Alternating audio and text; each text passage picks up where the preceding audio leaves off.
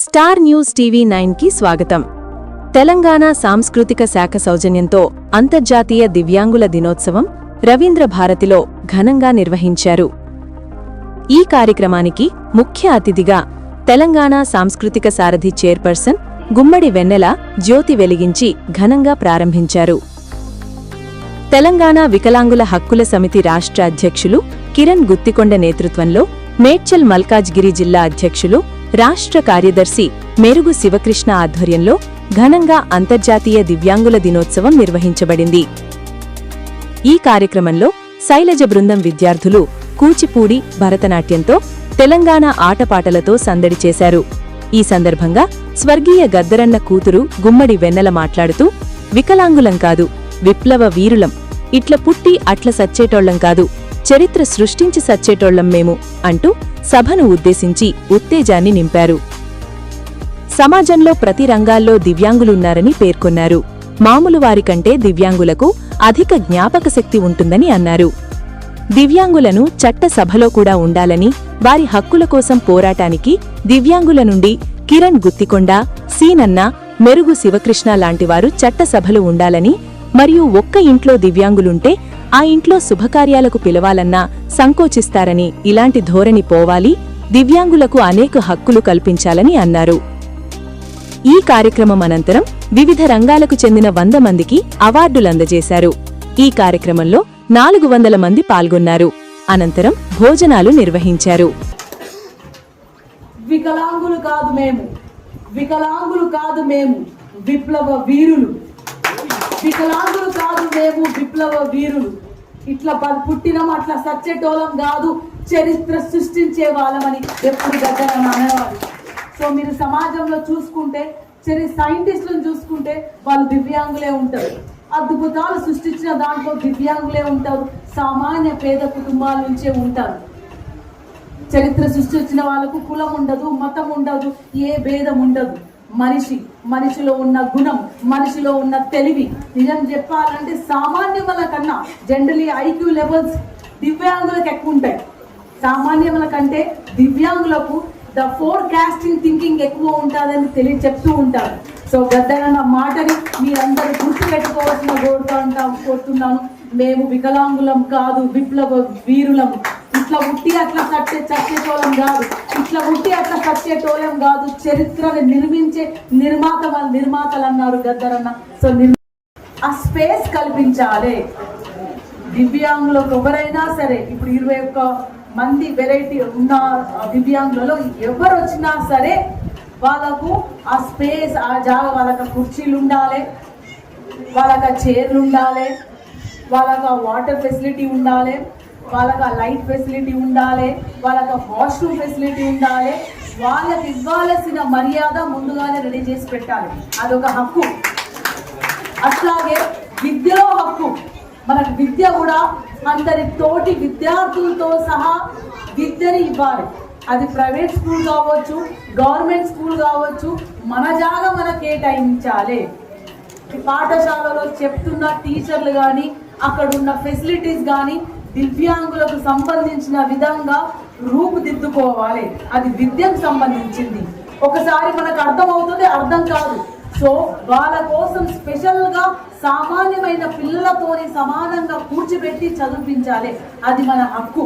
So మన government స్కూళ్ళలో హక్కు ఉంది, అట్లాగే ప్రైవేట్ స్కూల్లో కూడా హక్కు ఉందని మనం తెలుసుకోవాలి. ఎవరైనా ప్రైవేట్ స్కూల్లో వంకర తింకర మాట్లాడితే మన హక్కు గురించి మాట్లాడి కేసు పెడతామని చెప్పాలి.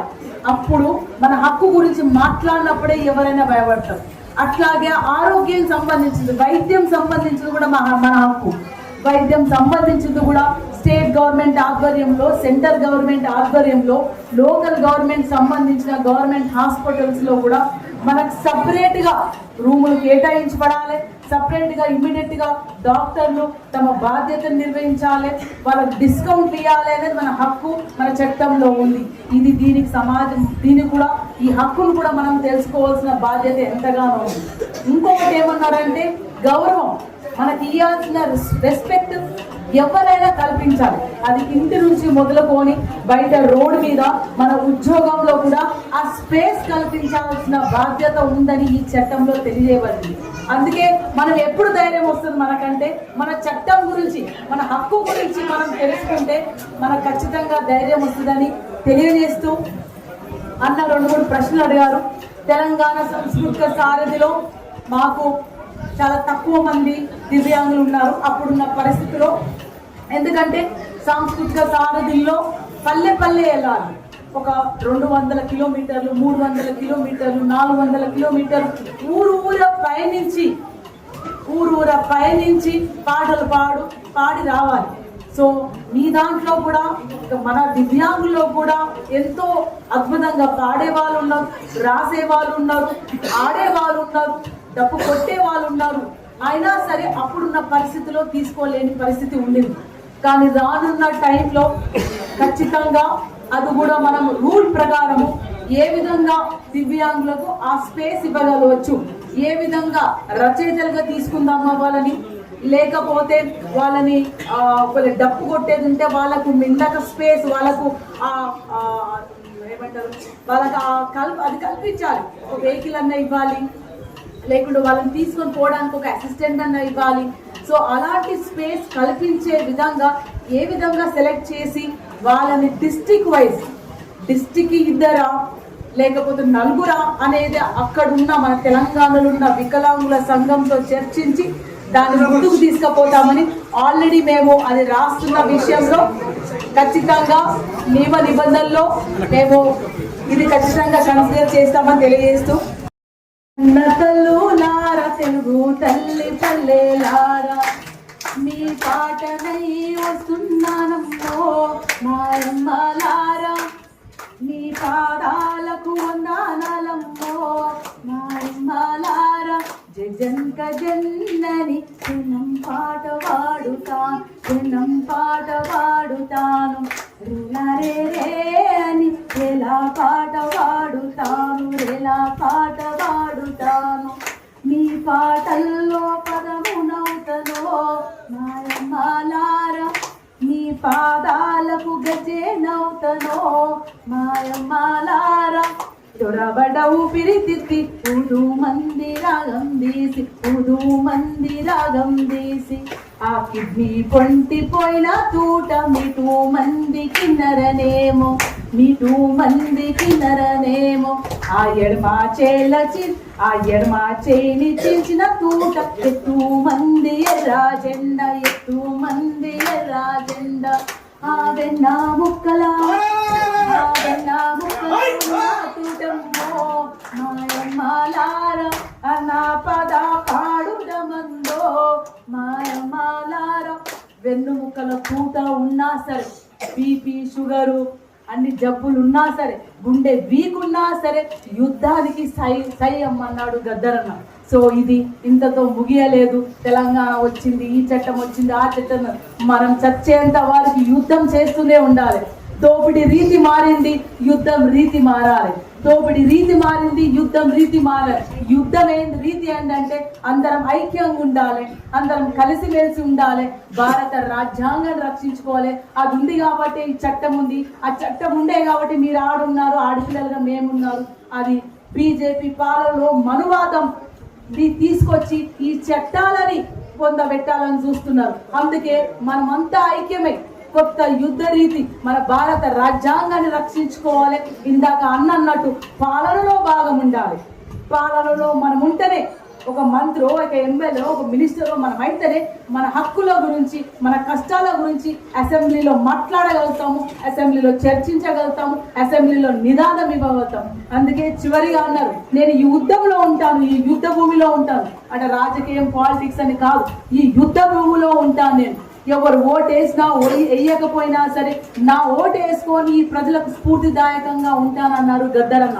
సో తప్పకుండా ఇందాక అన్నట్టు ఖచ్చితంగా దివ్యాంగులకు మనందరికీ కూడా మన స్థానిక ఎలక్షన్స్ లో కానీ రాజకీయానికి రావాల్సిందిగా నేను కోరుతున్నాను. మాతలకు అందరికీ, మీ అందరికీ పేరు పేరున పాదాభివందనాలు. నగారే నగారే నగా